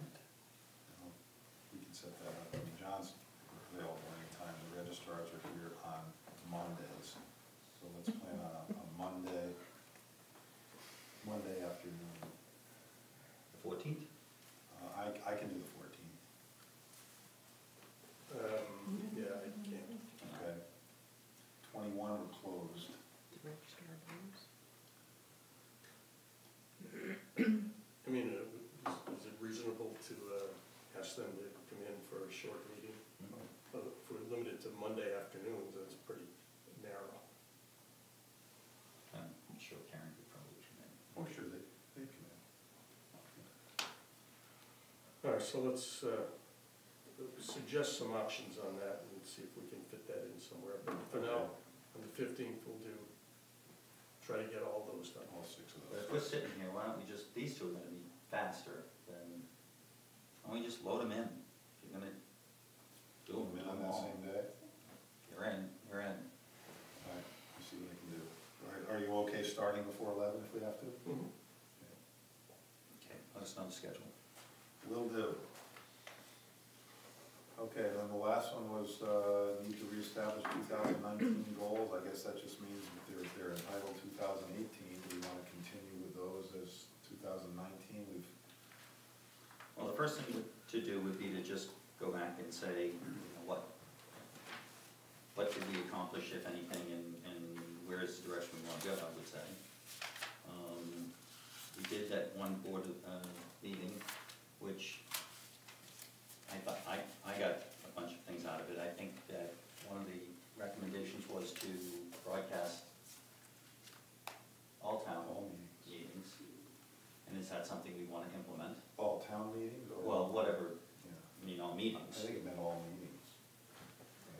Well, that implies involving a lot of other people, and And we are upgrading the Wi-Fi here and downstairs, and we are looking at a new iPad. what was that? That's good. I'm excited. Yes. The Waterbury Republican is donating. Send a check there.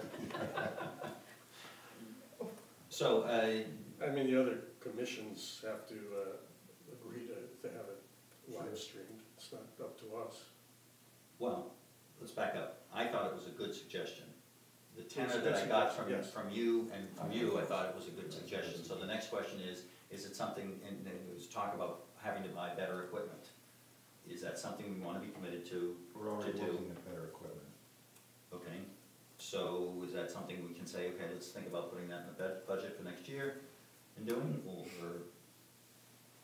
taking? Well, I think we're gonna get better equipment, and it's not expensive. It's, we've been looking at a microphone that gets better. Microphone and a better iPad. Okay. That's all. I think the action item is to get feedback from all the commissions who are proposing that they stream their meetings. Okay. So contact them and say, what do you think, given improved Wi-Fi in the room where your meetings are held and improved equipment, would you be interested in, as we did it on a trial basis? Ours was an initial 6 months trial, I think. Right, and I think, And it was, I think it's been, Very well successful. enough to continue it indefinitely for us. Very successful. There may be some logistical stuff to go on. For example, I think this gets, then how does this get promoted by an email? Does it say the Board of Selectmen? Or is it If just, you sign up for YouTube notifications. yeah, but what's the notification say, Board of Selectmen? Because we may have to like set up separate channels for each Right. organization, so there's a little more logistics Oh, involved. yeah. It just says Kent, Connecticut, Kent, Connecticut live stream. Okay, and then what Joyce does is she goes in and she edits the title, so that it's identified for date and meeting. So she would have to continue doing that for all the meetings, or whoever's the Or each secretary. department would have to be instructed on how to do that. Right. Yeah. I mean, it's another learning experience, not hard, just a process. I think that would be a good idea. It was sort of my ultimate goal in starting this whole thing. Okay, and the other suggestion that I recall was some sort of a town promulgated welcome package to new residents. I thought that was a great idea. I Yeah, thought that was a very good and idea. I tried to do that a number of years ago, and I've reached out to the COG to find out towns who do have something like that, and I was very surprised and disappointed at what a poor response I got. Washington has something, North Canaan claimed to, but it was not much, and... All right, well, so with respect to the action point, who do we want to head that up? To head up putting it together, I'll do it. Okay. All right, and whatever help you need, let us know, and what the departments need. Because I thought it was a great idea for, Yeah, what I envision is, and where it came to light for me first was a former resident moved to another town, and from that town brought back a nice, it was like a magazine, and it was paid for by sponsorship. But it was a magazine, and you could get anything you wanted about that town in that magazine. You know, from building permits to park and rec activities to abbreviated history of the town, just about anything. I would assume the chamber might support it, with some advertising. Yeah, I mean, Donna has a good one for her department, I have multiple ones, as does the town of Washington, which I think probably where you, and I have a copy of the town of Washington's, yeah. but I have my own stuff downstairs. I don't know, I just envision it as a way of navigating the municipal component and keeping business and everything out of it, but if you come up with an idea that makes sense to me, I'm open to it. And the document itself, although we'll publish it, I assume, as a handout, I would think a smaller rather than a full-size magazine, but that's to be determined. The whole document can be online as well, Sure. because you can always access it that way with links. And part and parcel with that welcome is that concept of, and I know they do it, some sort of group up in Cornwall, but some sort of, They have the Chronicle. something that would invite new people on a specific date to town hall for a tour, for a meet and greet, I don't know, something that, to me, it just makes a lot of sense. You're not talking to a lot of people, firstly, but you're at least talking about people that they're gonna say, oh, this is where this department is, great. Yeah, I get to meet a lot of them at the transfer station, or when they come up here looking for. Have the meeting there. Yeah, the most good, and there's, you sell them at their houses and then. Just did it today, they're like, where do we go? There's a lot, there's They own the house, where do we go next? quite a few new people. Why don't you do it on sidewalk sale days? It's already a scheduled event, it could be. Oh, you part mean, of- an open house kind An of thing? open house. Oh, okay. It Yeah, I could be mean, that- part of the calendar, That's a it good could be, idea. and then it's just one day that just says the town hall is especially open, if you'd like to stop in. And then you're piggybacking on something that's already marketed. And you're not inventing good idea. another date. That's a good So I think idea. you just put those things together and see. To what do we owe this pleasure? My ears were ringing. Yeah, we were talking about you. I Did know. you hear them? Okay, we have our first There it is, our first. active participant. I gotta get down there quickly. But he's not on the agenda, so. Oh, well. And let's see, okay, that's pretty much We're done. all I had. What do you have here? What about the Streetscape? goals? Oh, Just it's gotta regard. revisit. Yeah, we'll revisit those, but, I think the goals are fine as they are for another year. They're partially addressed. okay. And it's, you know, I think probably Joyce put it in there just because the title says 2018, maybe it should say 2018-19. I think that it is imperative to create some sort of economic focus. I think that as a town, we can sit back and say, well, you know, merchants gonna be merchants, they're gonna do what they do, or, you know, businesses are gonna run the way they run. The whole Google fight, if you will, not the Google, the Amazon landing and where they were gonna go, clearly shows that, you know, having economic vibrancy is key. All the towns around here, many of the towns around here, and it's statewide, and I think it's in a number of states, they're dealing with the aging issue. Most of the people that are going out of business are around here go out of business because they're aging out of business. And when they age out of business, we're not finding people coming in, and I'm on the front lines of it, I see it. I've got Annie Bananis now, she is now retired, and been doing that for a long time,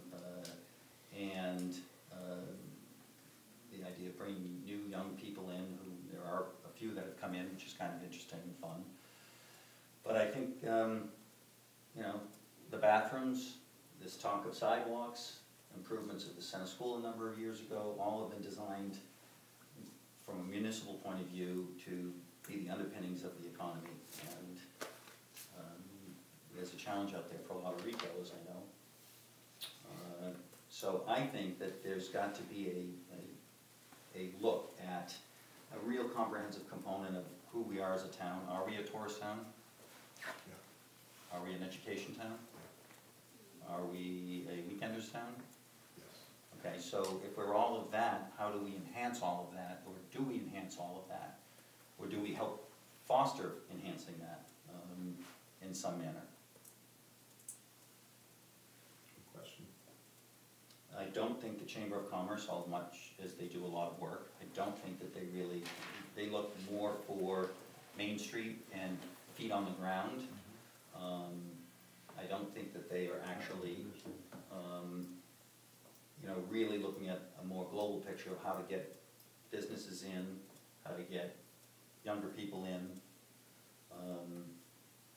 So, I will say again, I think some sort of economic focus That's pushed forward by us. goal number 3, isn't it? It is. It is. That's a big one. It's a big one. It's a big one. But I think well worth tackling. That would probably be a good subject to kind of have another open forum, which we started as, you know, with town departments, but it could be open to the public to discuss. Public and business people. You might want to look at the plan of conservation and development and see what they say before you even start trying to figure out how you want that one particular committee or to go forward. Because the last thing that you want it to be is in opposition to the plan of conservation and development, which was built on surveys that were taken by residents of the town. That's a good point. So, just throwing it out there. But it also helps change plans that have been made, if indeed people see that there's a need. I'll go back to the example where the Knott group, if you remember, did Kent Neighbors against the tower, because they didn't want to see a tower here. It's going back Yeah, a few didn't want to see years. a tower. And then 10 years later, when everyone had a cell phone, oh, put it right over the transfer station, no problem. So things change when you need things to change. No, I understand that. But, you know, I So- mean, the plan of conservation and development is going to be Hand up in next hand. year, Oh, 2020, Yeah. 2021, 2022, I think the Oh my latest. God. I will not be here. You'll have to find somebody else to do it. So, you know, just think about that Mhm. and how it's gonna play into the plan of conservation and development. You can't leave. Really? Okay. All right. I think it's ongoing discussion. Did Motion you to want to adjourn. see why Gary showed up? Oh, he said he's here to see Darlene. No, Oh. no, He's here to see me. Oh, she not? Okay. Did were you expecting it? How did I become the center of attention? You walked in with You're the center of fanfare. attention. you have something in your You hand. can shut that off. Did you make the motion to adjourn?